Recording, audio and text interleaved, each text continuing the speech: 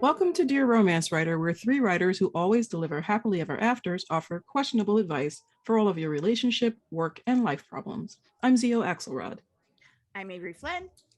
And I'm Roan Parrish. We have a great show for you today with the amazing Kim Golden. Kim, will you tell us a little bit about yourself? Yeah, hi, I'm from Philly originally, and now I call Sweden home, and that's where I write about sexy Scandinavians. Ooh, yeah. We She know does. Yes. they can be very hot. Hello, Mads Mikkelsen, if you're ever single, you're my free card. So, I'm working on a couple of new books that actually aren't set in Scandinavia. Oh my God, one of them is set in Italy, on the island of Sicily, but we can talk about that later because I'm still only halfway through that project. But otherwise, well, what can I tell you? I write romantic women's fiction, and I guess you could say I write romance. I do have happily ever afters. I just have lots of really fucked up characters. Yeah, there's a lot of stuff going on. So, and the good. latest book that I published was Near Enough to Hold, which came out about a year ago. In fact, it's almost its first birthday, and Yay! I love that story. It actually doesn't feature Scandinavians. It's set mostly in Richmond, Virginia, where I went to grad school, and I really love that book. So, yeah, if you want We'll have to to read a celebrate really the 1 year. nice love story about like two people who are completely lost, who kind of find themselves in each other, then read Near Enough to Hold. There you Awesome. go. On its birthday, I think. So Yeah. It's almost, I think it Birthday is like its celebration. birthday. I'm really bad at keeping track of book birthdays. Yeah. I just write them and then forget, when did I publish it? Oh yeah, it's out there. Then Right. you have to go back and look. Well, speaking of having to go back and look, so I do not keep series Bibles when I write, and I really, really should. I just got copy edits back on What You Gonna Do, and they made one for me. And Ooh. I like literally was like showing my husband, and he did not get how cool this was. And I'm like, no, do you know how much work I don't understand. So one of the things that's hard to keep track of, especially once you really start writing, is character names. Have I already had this name? And some folks are really particular about character names, and some people are not. I am not so much, but I don't know. I guess I'm sort of like 3/4 towards it, if a 1 is the big thing. So I got to ask you guys, what goes into figuring out character names? Will you repeat? Have you ever repeated? Are there character names that are like off limits, like because you grew up with somebody with that name and you hate them? So yeah. What are your options here? I mean, I think for me, like if I'm writing about Scandinavian men, there's not that many names to choose from. So, Really? Yeah, I mean, it's especially in Sweden, it's like you have like the double names. Like you might have somebody called Torbjörn, for example, or Sven Olaf or Sven Erik. But I mean, the majority of the time, like when you're going through the list of names, you have the very modern Scandinavian names that sound more like English names anyway. So you wouldn't actually be able to tell that that person's from Scandinavia unless you look at their last name. Or you have the ones that are a little bit too old-fashioned sounding, because that's like what an 80-year-old man would have. Right. So like you have to like nobody is going to have a 30-year-old man or a 40-year-old man named Holger, but they might have a grandfather called Holger. So you have to like ask yourself, like, does this name really say what I want it to say? Of course, like most Americans haven't got a clue. So for them, it doesn't mean anything. But for me, it's really important to choose a name that's actually contemporary enough so that, you know, I mean, for the Scandinavian readers, I have to, they don't sit there going, but that sounds like my granddad. So that's like always going through my head. But for the women, I mean, I think it's like, if I repeat a name, as long as the last name is different, I mean, the characters are different. I don't feel like I should be like sort of constricted in that way. So, and I think also, like, if I have a character in one book that's called Melanie, and then I have another character called Melanie, but their personalities are completely different, then I think readers should be able to tell the difference between them. Right. Yeah. But then again, have different nicknames too. Exactly. Like maybe one is called Mel and the other one's called Lainey or something like that. So it's there's different ways to do it. But yeah, I know some readers get like are sticklers about that, but I kind of feel like this is my creative freedom. I'm gonna do what I want. Does Sweden, right? Does Sweden have a law? Like in Portugal, they have a law. They have like names you can legally choose.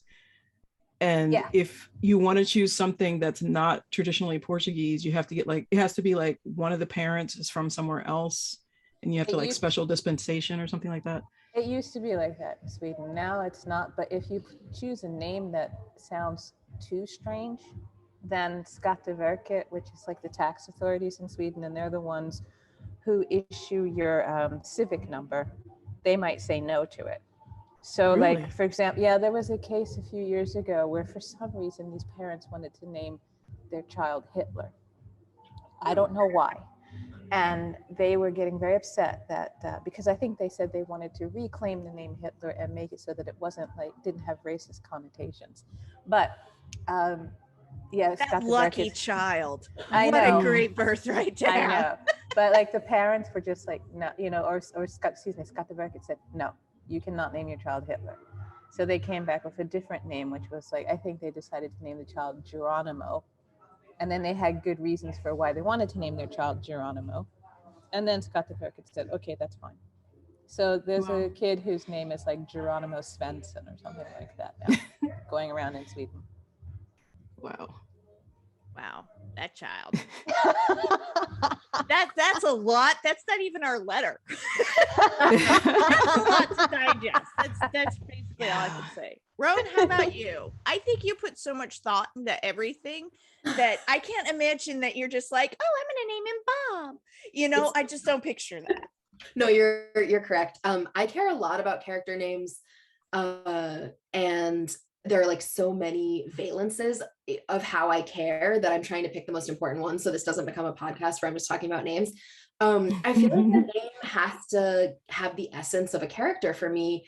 It doesn't, and everyone's interpretation of a name is different. So I choose character names that to me fit the character. There's no guarantee that people reading the book are going to think that they fit the character because people have different associations with names. Like I read a book where the main character, like a book blurb where the main character had a particular name, and I was like, I literally can't read this because there's no way I could find someone with this name hot. And I just like, there's so many books that, no shade, they should name characters whatever they want, but I didn't want to read it. Oh my god, I know exactly what you mean. Right? I was like, no, I don't want to read a sex scene with this name. Petty, but but so a thing that I really, really have a problem with is names in general. I'm like almost name blind. That's the wrong word. Name blind sounds good. I have a very, very difficult time telling certain kinds of names apart, names that seem similar to me. And I'm also incredibly bad at remembering names, like from people who I've known for 20 years to people that I'm meeting for the first time. So when I'm choosing, one of the things that happens when I'm reading is if it's a romance and the two characters' names are names that to me, and I know this is me specific, feel like the same name, the whole book I won't be able to tell which character is which. So if there are books, so when I have two characters, I make sure that they have names that have different numbers of syllables. One is hard and one is soft, and one is short and one is long sounding. Or like one is traditional and one is contemporary or something like that, because I need them to be extremely distinctly marked. I still mess them up every single time. And like editors, when I get my manuscripts back, even to the final like page proof drafts, I have used the wrong, like I've switched the names, my poor editors. But a thing that I pay a lot of attention to is like, would this name be given to this character by their parents? Because a particular pet peeve of mine is like a character who grew up in like a super conservative small town with Bible thumping parents, and their given name is like Estuary or something, you know? I'm like, that is, and it's not like a name issue, it's a character issue. Like that's bad character development, because the backstory that you've written for your character, those parents would never give a child this name. And especially if like the character's name is Estuary and then their sister's name is Jane, I'm like, the parents wouldn't have named one kid Estuary and one kid Jane unless you like really explain it to me, and you shouldn't have to explain that to me. So I think about that, those things, and like 8,000 others. Also, like, because I live on the East Coast, but I spent a lot of years in Michigan, and Midwest versus East Coast vowels are completely different. And there are some names that the way they're pronounced in the Midwest are awful or have another word in them that will be confusing in an audiobook. So I will never use those names. Basically, I try to troubleshoot everything and I think about it for 8,000 years. And then I forget it anyway. Would you like to see my shocked face? Yeah. On all of this? I love that. I love that. What about you, Zio? I am similar to Roan in that I agonize over names, and I tend to gravitate towards C names and M names. I find when I'm writing stuff, I have to change it because I'm like, oh, that's another M name. Like I have a Callum, a Camden. I just keep coming to these C names. So there's that. But I have a list on my phone of names. When I hear a name, I'll jot it in this list and keep it there. That's a good idea. Of names that I can't stop thinking about. Like I meet someone or see it in an article or something. I'm like, that's a really cool name. That's a really cool name. Like, let me just put it down because I know I'll start like plot bunnying over that name. But yeah, it's the same. It's like I need differentiation between the couple. I need the people around them to sound like, I don't know, if I'm big on nicknames in friend groups and like couple groups, not like baby and honey, but like shortenings of names. I tend to have characters who reduce their partner or their friends' names to one syllable or one letter. And so that's like I don't know, that's a thing that I tend to do, and I try to catch myself on that. But it's the same thing. It's like hard and soft, or like, I don't know, I guess there's like a pattern in there somewhere. But yeah, I have a running list of probably like 30 or 40 names in this notepad that I keep. Really cool. That's a really good idea. I know, like I kind of have a list of like Scandinavian surnames that I really like. Yeah. And there's one that keeps popping up in my head that I really, really love, but it's really hard for English speakers to pronounce. And it's a Danish name. It's Gyllenstierna, which means like golden star. And it's a very old Danish name, and I just love that name. And when you see it spelled out, I'm like, yeah, that's awesome. And I start imagining, okay, somebody reading this going, what? Yeah. And then I just say, okay, I can't use that name. So I might use it in the first draft, and then I just change it to something else that's like much simpler. To like, I think I started off like with Maybe Baby. I think Mads' last name originally was Leonhuvud, which means lion head. And I changed it because I knew people were going to be like, what, how do you pronounce that? So I changed it to Rasmussen instead, because that was easier to pronounce. Well, I will say one thing that I love, because like, I think when it comes to pronunciation, like I have a character who in my head, her name is pronounced Tamara. It's Tamara, right? I'm super literal. It's Tamara. A lot of people, like I would say 95% of the people who have ever talked to me, readers who've ever talked to me about that book, say not Tamara, but Tamara. And I'm like, and I never correct, because I'm like, I am probably wrong. But I will also say that, you know, if we can mentally pronounce, even if we're mispronouncing it, the like some of the names in paranormal, I think we can do Danish names, you know.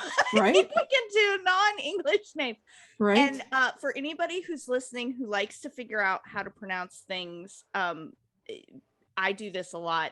You Google like how to pronounce and then put the word in, and that has been a lifesaver for me, because I, you know, otherwise I get stuck on it as I'm reading. So once I'm like, oh, okay, that's a pronunciation for that, whether it's the one the author meant, you know, I'm at least starting. I need to steal basically ideas from both of you guys, all three of you, on how to do this, because I make the mistake of not caring initially enough about names, and I will just name people things that make me laugh.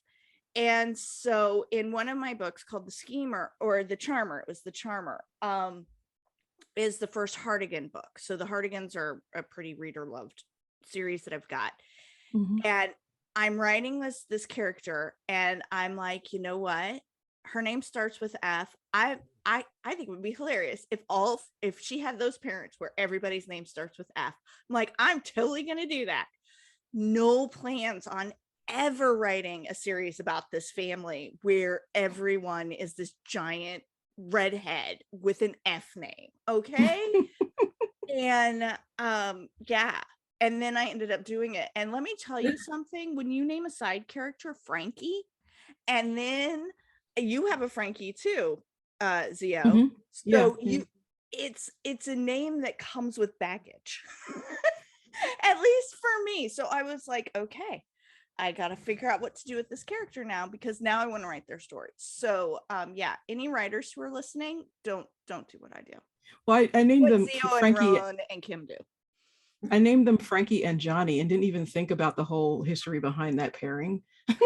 Really? It was, yeah, Really? Because I was so sure that you picked those two names specifically for that reason, just to sort of like. Well, when I started writing it, I didn't have, it was a total pantser story, so I had no idea what was going to happen, and it wasn't until later I was like, oh, it's like Frankie and Johnny. Yeah. But it was not intentional at all. But I was thinking about what Avery said about people pronouncing names. With The Girl with Stars in Her Eyes, Tony's name is Antonia, but I've heard people say Antonia, and I'm like, that's an interesting pronunciation. I should have used that. That should have really like, that's because really cool. It's quite funny with that, because like I've heard, like, when I've been in England, people who say Antonia, and some who say Antonia, and then Cassandra, Avery, what you were saying with Tamara, I've only known one person called Tamara, and she spelled her name Tamera, and everybody else who spells it Tamara, at least all the people I've known in Philly called that, they say Tamara. Yeah.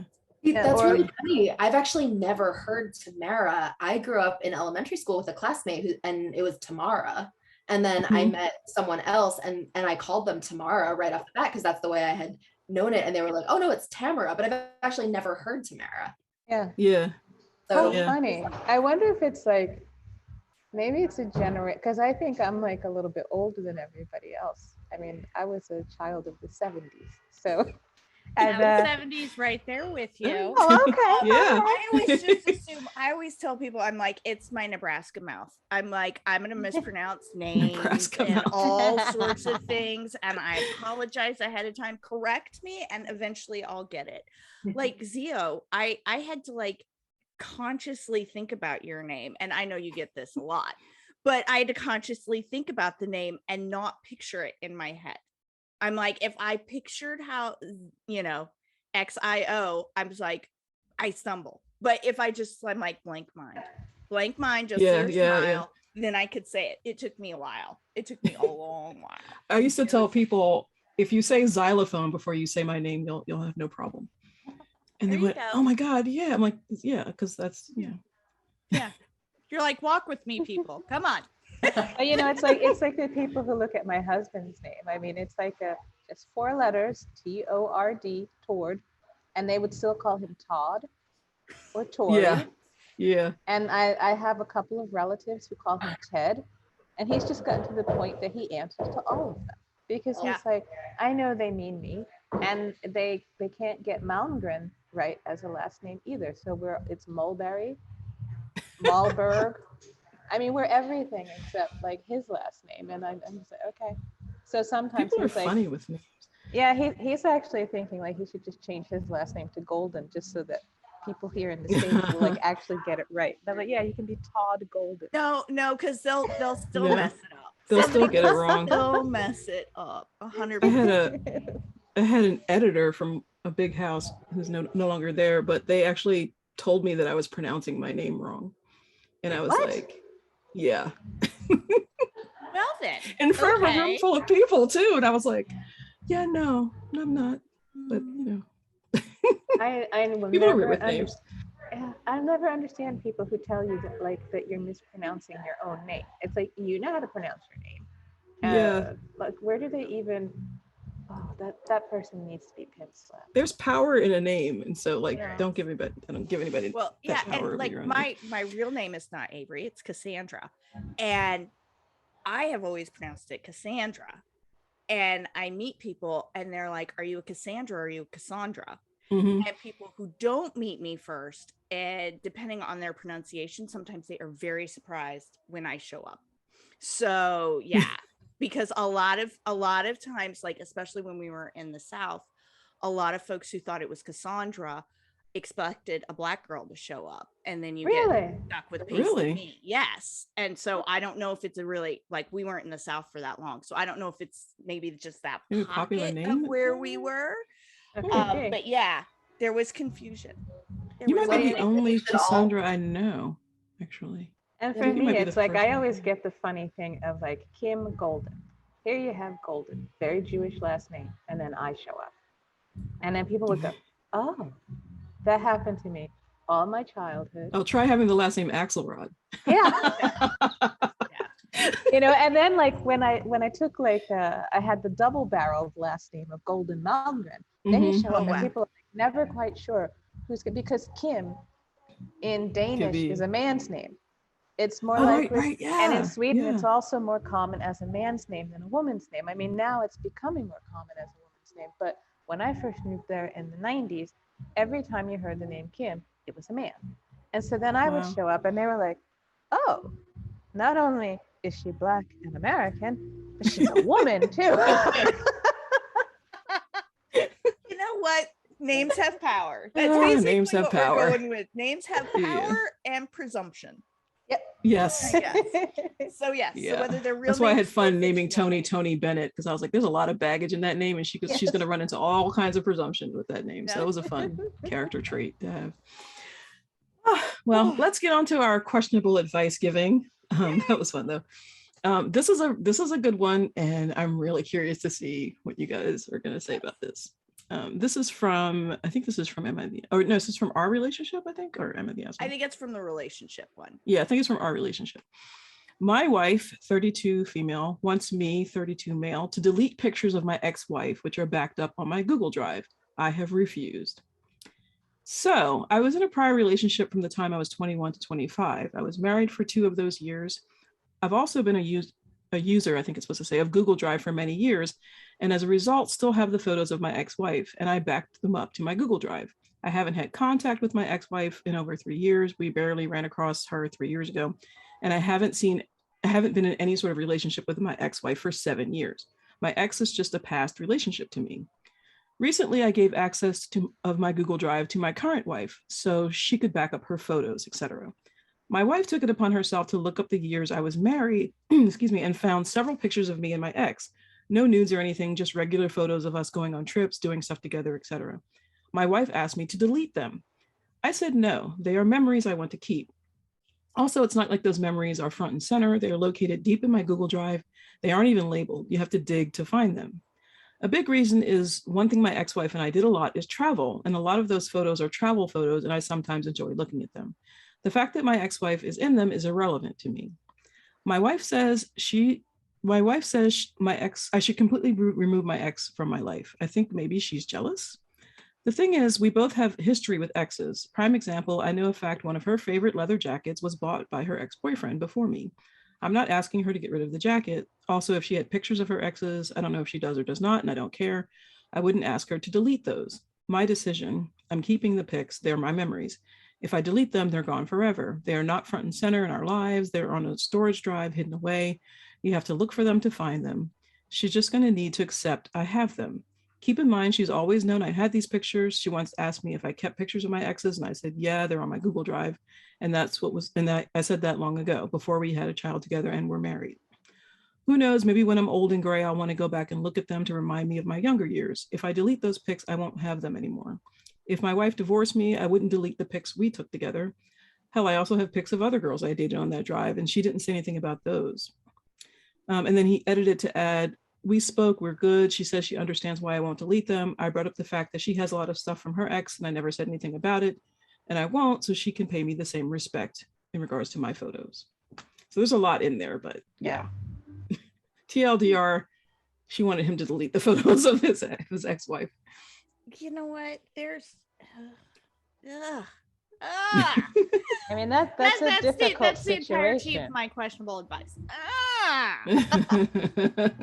I mean, I have to say, like, I remember when Tord and I first got together, he still had pictures of his ex-girlfriend. They were like framed pictures of her that were on his desk, but they were all the way at the back of his desk, and he never really paid much attention to them. And I only noticed them because I was looking for computer paper. And I said, oh, who's this? And he's like, oh, that's Jessica, the girl I used to go out with. And I said, oh, okay. And I said, yeah, it's kind of weird you still have them on your desk. Yeah, yeah. And he was like, yeah, I guess it is. And then he just moved them. But I never said to him, you have to get rid of them. I just thought it was weird that they were still there. I know he still has those pictures. I don't care that he still has them. I still have pictures of my ex-boyfriends. I mean, and I agree with the person who wrote that letter. I mean, you get rid of those pictures, that's like you're deleting your memories. Yeah. And I mean, you chose the person that you're with, and you're with them. So unless you're like going back to those pictures all the time, getting nostalgic about them, then why should you have to delete them? And if she can keep her leather jacket that her ex-boyfriend gave her, why should he have to get rid of travel memories that he has? Yeah. And especially since it's not like there's like nudie pics or anything like that. I mean, I could see if he was going back and fantasizing about that, but yeah, it's not even that. Right. That's just somebody being insecure. And also she invaded his privacy. That's the thing, that it was like she had to dig to find them. It wasn't even like, yeah, it's interesting. There's definitely she's definitely dealing with some insecurity issues there. Yeah, because I can't understand, like, I mean, if all you were supposed to do was just upload your pictures to the Google Drive, why did you feel the need to start going through all of the other folders? I mean, if I would never do that, because to me, that's just like, that person trusted me. That's their area. This is my area. I stay in my area. As somebody who is also, sorry, my dogs are going crazy because of course the bus just came. As somebody who's also incredibly snoopy about other people's shit, like I won't even lie about it. I read spoilers before I go to the movies. I flip to the last page of books. I was gonna say, don't tell me you flip to the last page. I do. Who are you? I am a grown ass woman, and I still look to see what my Christmas presents are. All right, I have issues. All right, I do not like surprises. And if I don't know something that I feel I need to know, I need to know it. So, honey, I sympathize. Yes, I understand that urge to say, ooh, there's a closed door. What is behind there? And then once you find out what's behind there, going, oh my God, that's something I don't like. I'm going to open it again.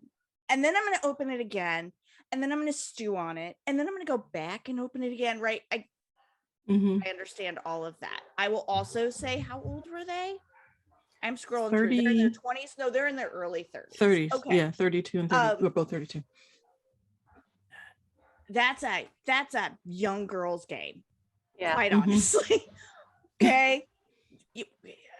You have to realize that not every shut door, not every ripped package, not every Google Drive folder is something that you need to look at. You have to respect other people's space, other people's privacy.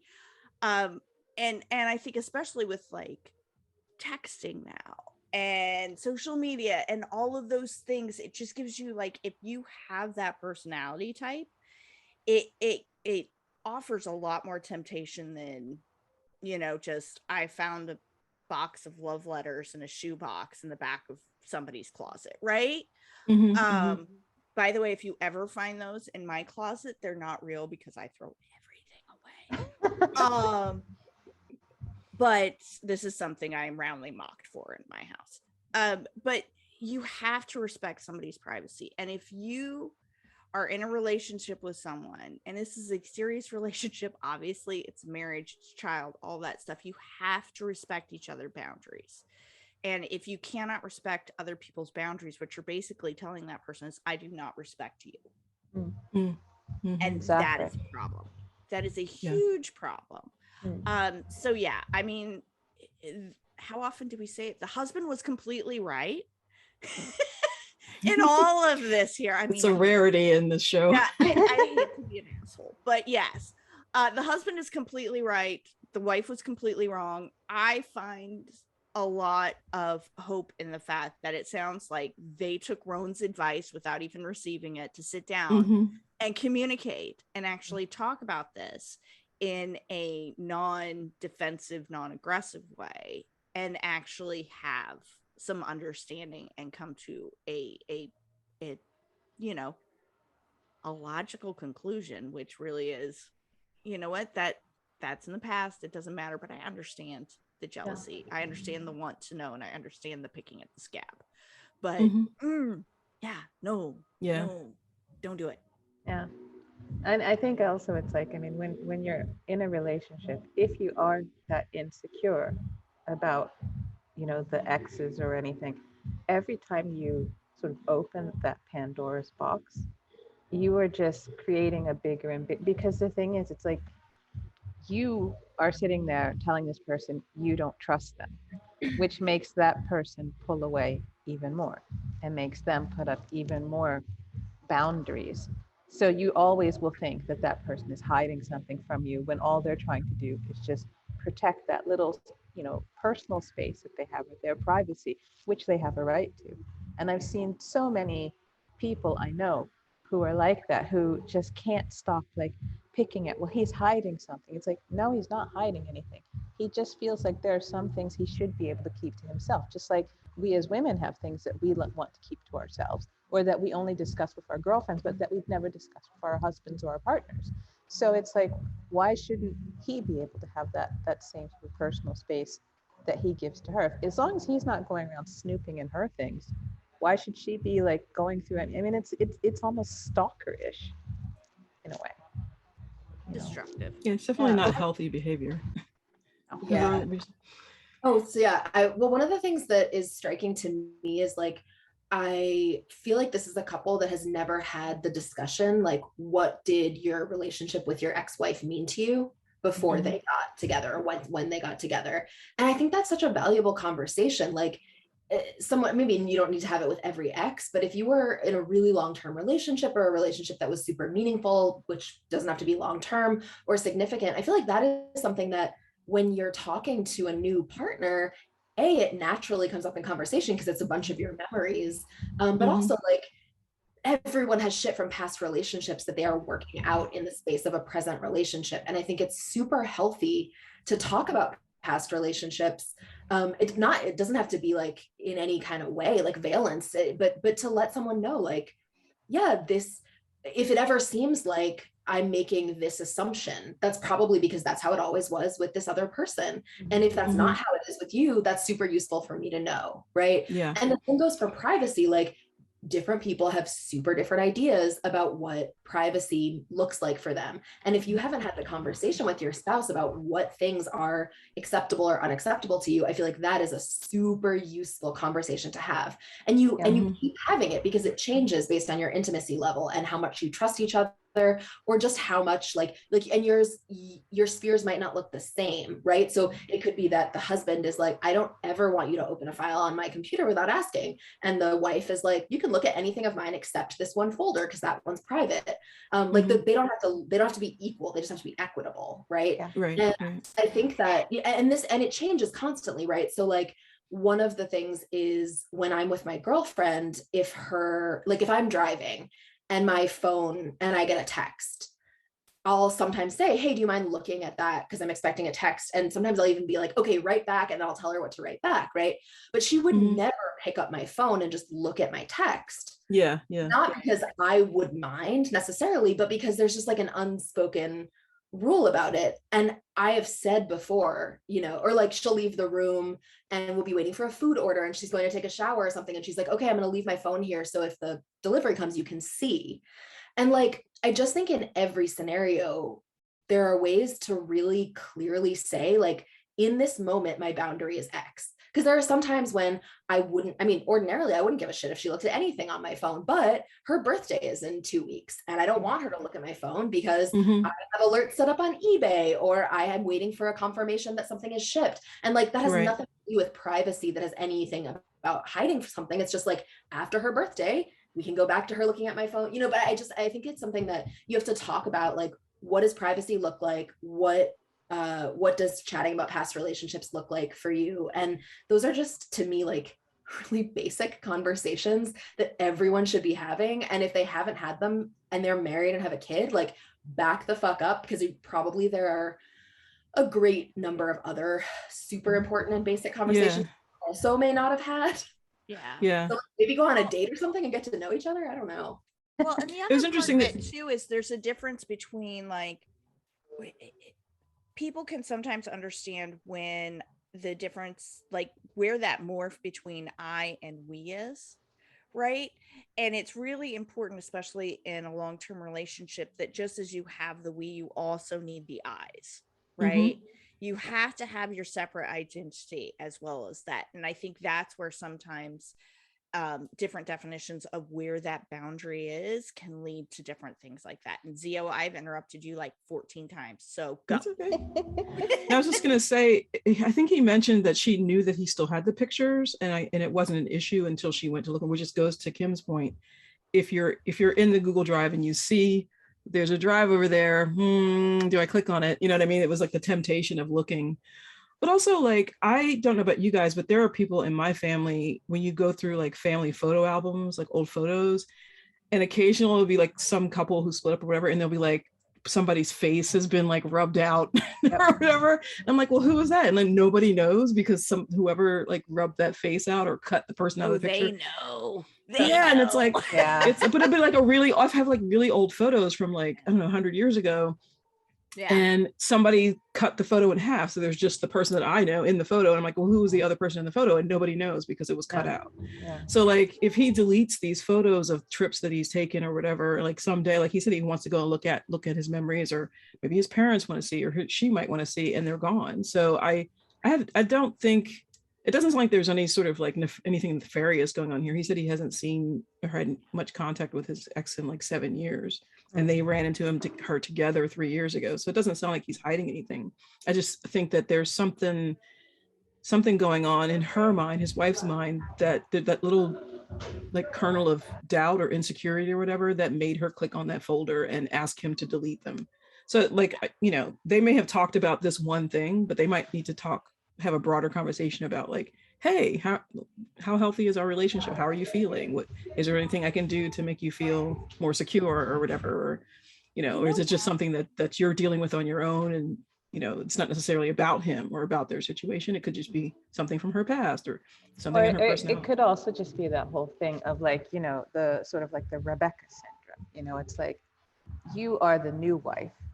And there's that kind of fascination with the old wife. Are you pining for something? Do you feel like you miss him? We don't travel as much. Is it because exactly? Like if there's some kind of weird, like maybe she sees an imbalance in terms of the things that they've done together compared to what she knows he's done with his ex-wife. But even so, I mean, that's something that they should be discussing together. And Rebecca ends with the revelation that actually he hated his first wife. And exactly. Asked 5 minutes into spoiler alert. Instead of drifting through Wanderly like a fucking ghost, doing everything for this like weirdo, she would have found out. So maybe you should just ask your fucking husband, hey, there's this Google Drive on your thing that has old pictures on it. Will you look at it with me and tell me about people? Like, I think it's so normal to find things. Like, I helped my girlfriend move out of her last place. So I was packing a bunch of her stuff, which essentially meant I was going through all her belongings. And of course I would come across things and it'd be like closed boxes and I wasn't going to open them.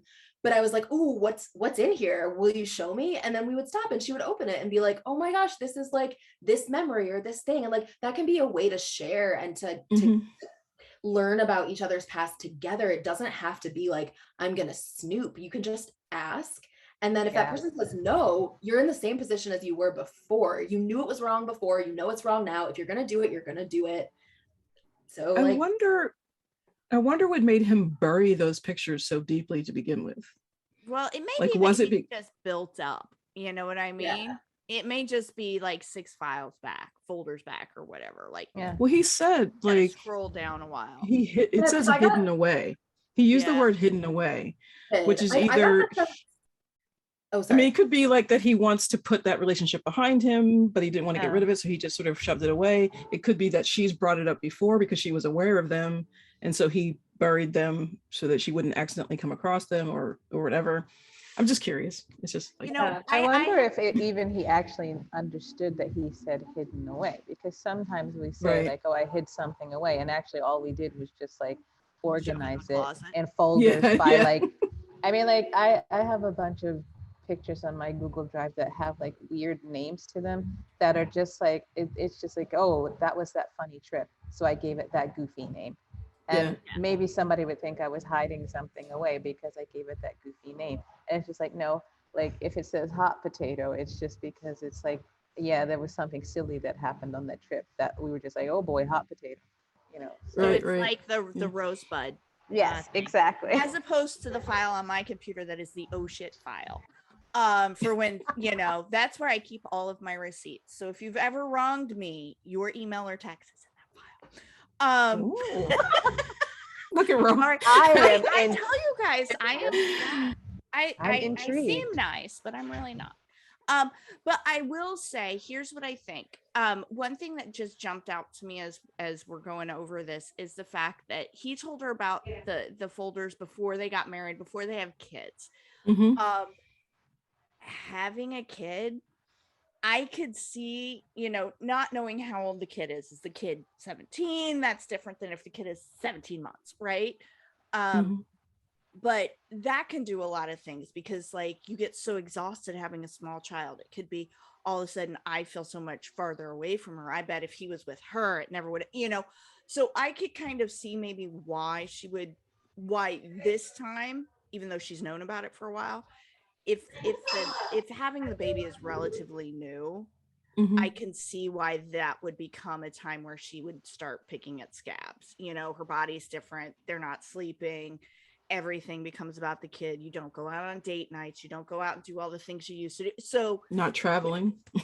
Not traveling. Yeah. So for all of you considering having a child that I've now gone, ew, no, there are good points too. But yeah, it is a ton of work, and I could see where that could open up some insecurities that maybe were not there before. I'm glad that they talked about it and that it seems to have resolved itself. But I think, you know, to what Roan always says, keeping an open line of dialogue and checking in with each other every once in a while would, you know, stop this from becoming an issue again. Yeah. Imagine that talking. Ew.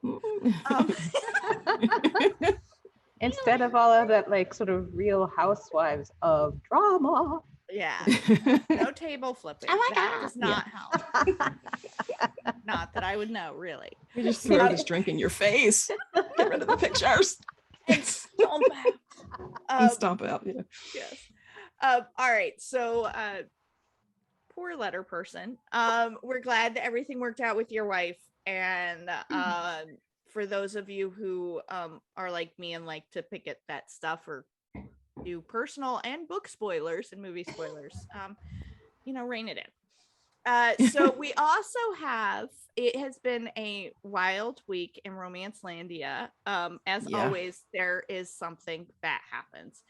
And it got me thinking a little bit about the fact that I am super lucky that I have two fabulous oh honey friends who, if they would not stop me from doing something dumb, they would definitely call my ass up and be like, go now, just do it. I don't care.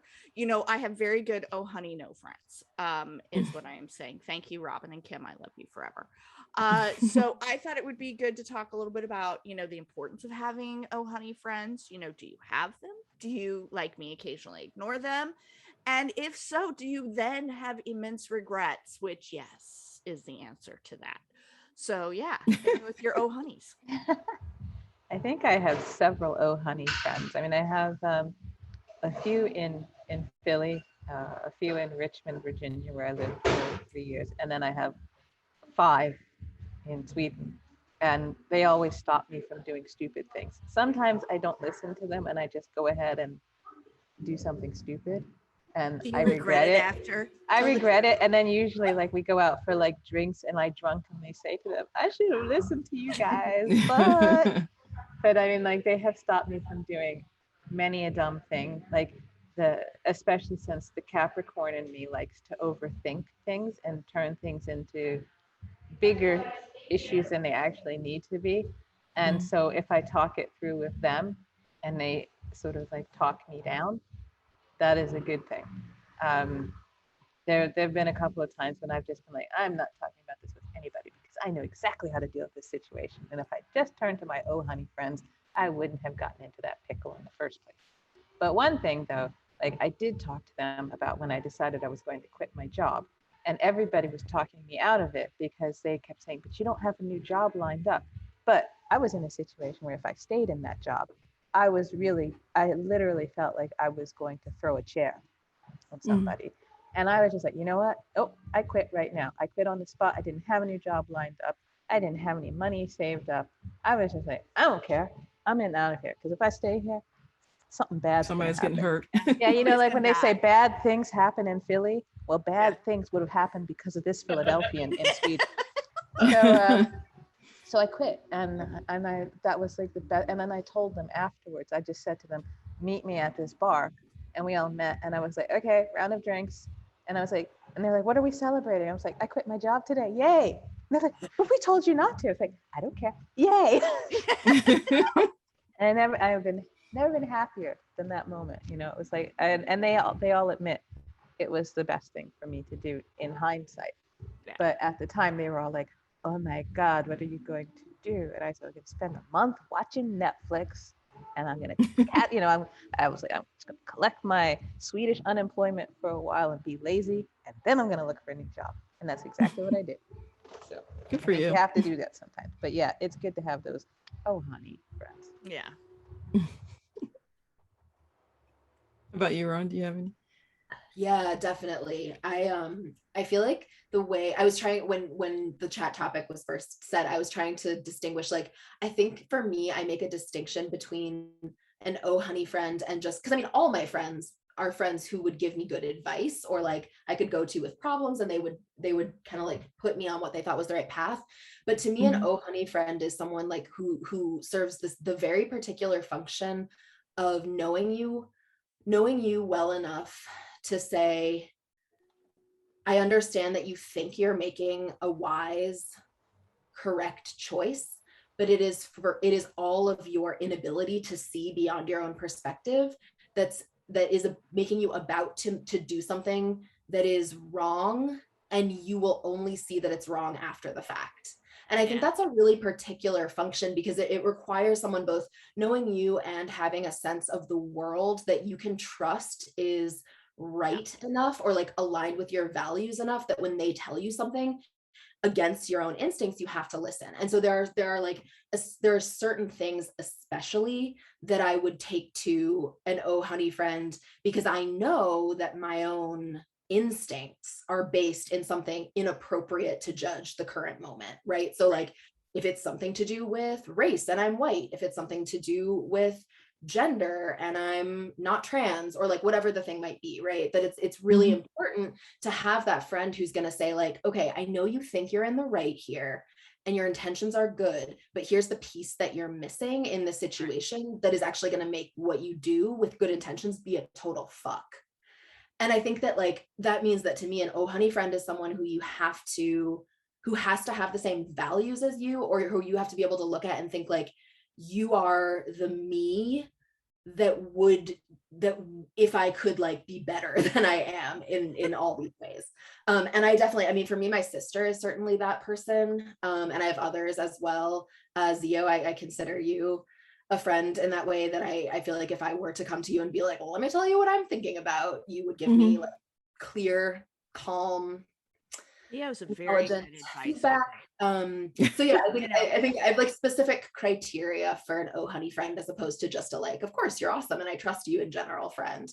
But definitely I think like, if people have oh honey friends and they don't ask them, I think sometimes in those moments they know that they would get the answer, don't do it, and they don't, and they want to do it, so they do it and don't ask. And to me, those are people who I'm like, you knew this was wrong from the beginning and you've convinced yourself that you didn't know it was wrong. Why are you talking about me like this, Roan? You feel seen? I feel attacked. Yeah. Oh man. Yeah. But I think though, like this, I just wanted to say, like, the oh honey friend. I think it's also important to say that, like, and I think Rowan, you touched on this already as well. Like the oh honey friend should be somebody that you know, like they will call you out on your bullshit, and that's okay. And they're not going to do it just because they're being mean to you or anything, but because they know you're not being true to yourself. Yeah. And I think that's super important. So. And I think it's good too. I mean, not to make it sound transactional, but that you should be able to do that with one another. Because it's one thing if you have like the oh honey friend who always feels like they can be honest with you, but you can never really be honest with them. So I think it's good if you're on equal footing in that relationship. Yeah. Having said all of that, I don't think I have an oh honey friend, but What? I have people that I go to who I trust. All of you guys are included in that, who I know will give me sound advice. I don't have, this sounds really like pathetic, but I don't have that one person that I can go to about anything. Do you know what I mean? Like I have people I know can go to for specific things. You have subject experts. That's not a bad thing. Yeah, but there's like people I can go to for professional stuff or personal stuff, and even like compartmentalize those. And I know that I can go to Roan and say, yo, whatever about different things. I can go to Avery, I can go to Kim, but I don't have that like one person that could be like, any and all of these things, let me come to you and you know me well enough to like, because I'm pretty closed. I'm a pretty closed off person. Really? No, I am. Delegated your honey to different people, so no one holds all the keys to Zio, and that's self-protection. Yep. Totally that's probably something I should work on. But I mean, definitely, if I feel like I'm on the line between yes and no, I definitely will reach out to someone that I trust and get that oh honey moment from them. Yeah.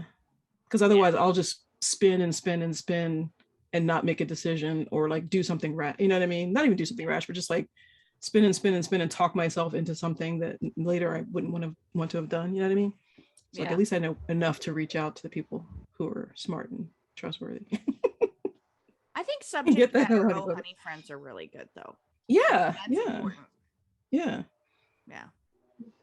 Well, for someone who compartmentalizes almost every aspect of my life, it doesn't surprise anyone that I compartmentalize the oh honey friend. You have an O friend and a honey friend. Yeah. And a no friend. Oh honey, no. I just, Maybe we need to have a say what friend? Yeah.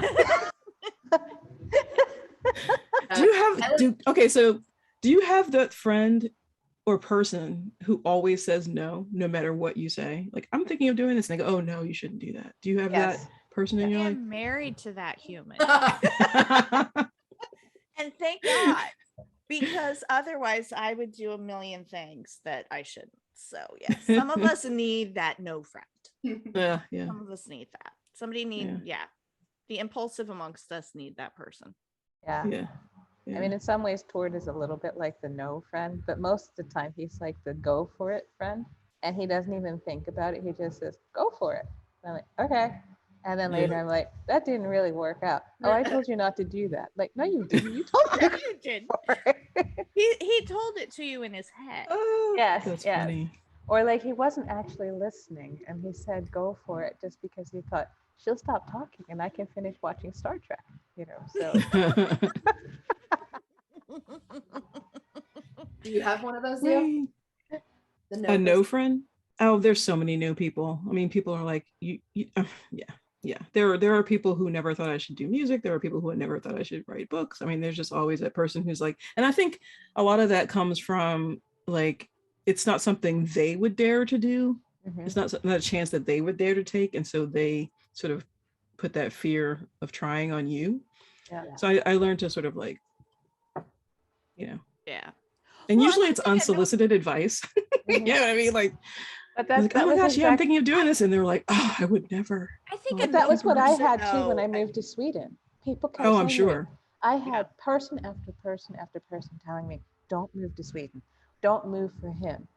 Because if you do, you're giving up your agency. And I'm like, how am I giving up my agency? It's like, I'm still going to have a job. I'm still going to be taking care of myself there. It's not like I'm going there to, completely be dependent on him and not have a life. But it was like people acted like they thought like, Tord was going to like lock me in a basement in Sweden and never let me see the light of day. And I was like, no, obviously you don't know my boyfriend.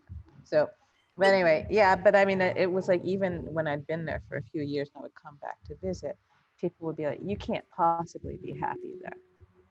Like, do you think I would stay if I weren't? But yeah, so I think sometimes like those people, they're also the same people that I know who never take any chances. Right. So I just don't usually listen to them when it comes to advice. I think there's a difference though between no people and no friends. Like no people, I think, are the ones who are like, because I fear this, you must fear this, right? Or that's true. For example.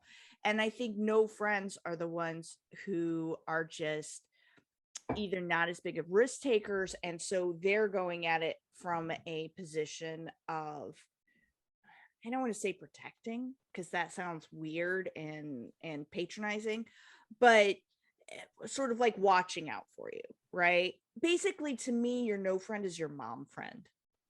Yeah. Right. Speaking as the mom friend, it's the person that's like, okay, here's the list of all the bad shit that can happen. So probably no, right? Yeah. As opposed to, no, you can't do that because you don't have that skill set or whatever. I think there's a supportive no friend. Yeah, I think it depends. They're looking on, like, out for your best interest, kind of thing. Right. Yeah, and I guess it just depends on the angle, because like you have the no friend that is like, they are looking out for your best interest, but you also could have the no friend who really is like afraid of all risks and thinks that they're protecting you by preventing you from taking risks. And actually all they're doing is sticking you in a bubble that you don't want to be in. Yes. Yeah, well, that's why there's that phrase, right? Don't take advice from someone whose life you wouldn't want. Because like people can give you all the advice in the world, but if their idea of success and all those things doesn't line up with your own, then like their advice is going to be in service of a thing that you don't want anyway. So right. I mean, people often ask me about my dad's career. I mean, he's had a very successful career in music. And they're like, oh, was he really excited about you being in music? And I was like, yeah, no, he did everything he could to talk all of us out of going into music. He did not want us to go through all of the crap that he went through in the music business. And then eventually he gave up because we were adults. But it was like, it's like, don't do as I did, choose something else kind of thing. And he thought he was protecting us by not supporting us in our music, and it wasn't out of malice or anything like it was just like, yeah, I've been through this and I don't want you to go through. So it was from a place of protection. But then he realized, we had to fend for ourselves and do what we wanted to do. Yeah. And I think sometimes it's like at some point we all have to learn from our mistakes. Like if we never make mistakes, how do we, evolve? Yep. How, and I know I've made plenty of mistakes. There have been times when my mother was absolutely right telling me not to do something, and I did it anyway. And yes, it was stupid, and I was just like, well, okay, yeah, okay, now I know that mom was right on that occasion. Yeah. But there've been plenty of occasions when she's been completely wrong, and it's just been based on like her not having that experience or her being afraid. I mean, like my mom grew up in the segregated South, so she's like, there's a lot of advice that she gave me that was based on her experiences with segregation and assuming that I would be dealing with the same thing. And I mean, I'm not, like naive enough to, even as a teenager, I wasn't naive enough to think that there was no racism in the world. But I also knew that sometimes like she was like, she didn't really have the same viewpoint as me, and she didn't know the people well enough that I was dealing with to know that I probably would never be in that situation. So but it was like just trying to get her to understand, like, yeah, it's okay to go to that party in that neighborhood because I know the people there, and it's not like this is going to happen to me, or but I think she always worried, and she would finally just go like, okay, if you want to go, you can go, but you have to accept the consequences. Like, okay. I think it's important to look at whenever you get any advice, especially from people who have known you your whole life, or especially if they're older than you and they've been through things, is to look at their frame of reference, because things change. Like using the music business as an example, my dad was really against anything that had to do with like uploading music. Like he just was so sure that it would just be stolen and you never get paid for it, because as soon as you put it on the web somewhere, people are just gonna take. And I was like, this is how music is shared. This is how music is, distributed these days. Spotify is a thing.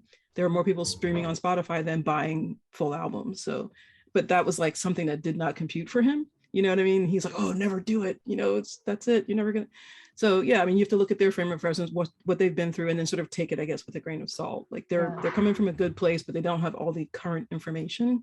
You know what I mean? So you can sort of like take what they're saying, add it in with what you know, and then act on that, I think. Yeah, no, exactly. And I think it's the same thing with books as well. I mean, a lot of people are like, why would you want to do indie publishing? You need to have a big publisher behind you. You can't, otherwise this will happen, otherwise that will happen. And then you see, or you can't do this and you can't do that. You'll never reach this and you'll never do that. Exactly. And I mean, even if like, I mean, as far as my writing career, it's like, there've been some things that I've done stupid shit that I probably shouldn't have done. But still, it was like, it's experience and I don't regret it. And it's, but I do find it interesting. Like a lot of people who will tell you like, publishing means nothing if you don't have a big publisher behind you. And there's so many people who still believe that and use that as their advice to give you. Cough, New York Times, cough. Yeah.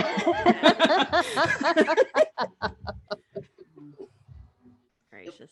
Yeah.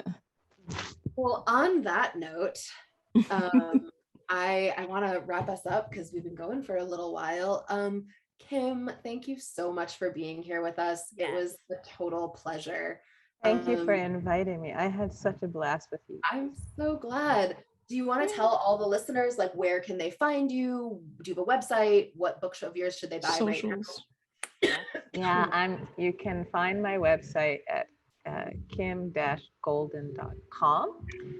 If you're on Twitter, you can find me as KimmyGM. That's KIMIGM.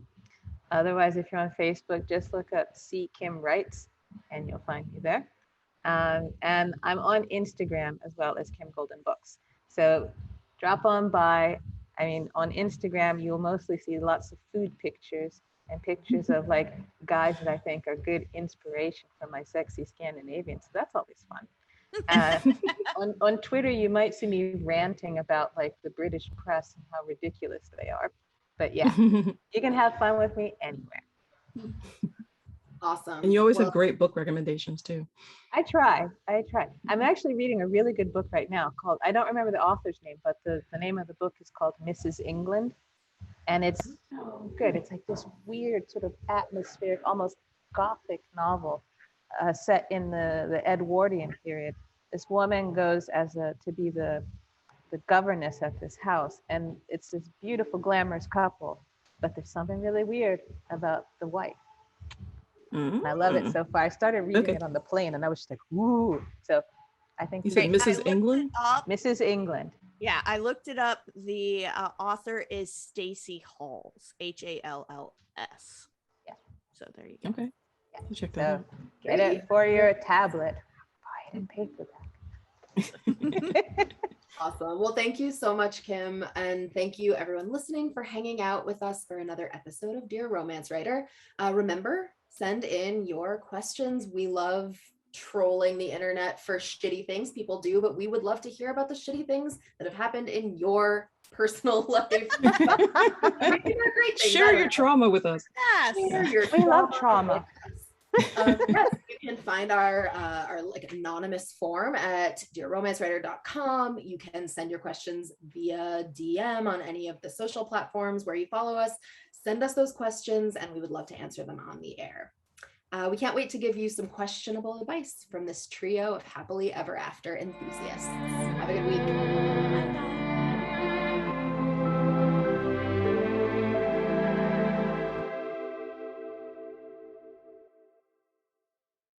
Thank you so much for subscribing to Dear Romance Writer. Remember to keep sending in those letters at dearromancewriter.com. We can't wait to tell you what to do. Dear Romance Writer is part of the Frolic Podcast Network. Find more podcasts you'll love, frolic.media/podcasts.